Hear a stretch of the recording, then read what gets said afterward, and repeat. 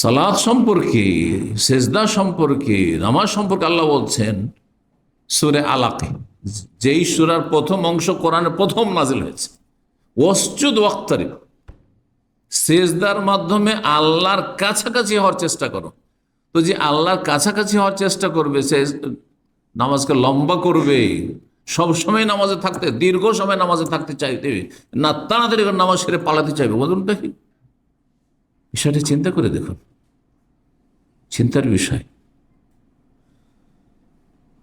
স্ত্রীর সাথে থাকলে কখন যে টাইম পাস হয়ে যাচ্ছে, ছেলে মেয়েদের নিয়ে বিনোদন করলে, আমোদ ফুর্তি করলে, খাওয়া দাওয়া করলে, ধুমধাম, কখন যে সময় পার হয়ে যাচ্ছে টেরই পাচ্ছেন না। আরে এত টাইম হয়ে গেছে, এত রাত হয়ে গেছে, এত সময় হয়ে গেছে, চলে গেছে।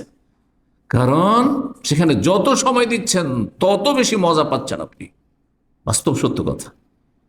কিন্তু সালাতে সময় দিলে মজা পাচ্ছেন না আপনি, এখানে তো ত্রুটি রয়েছে।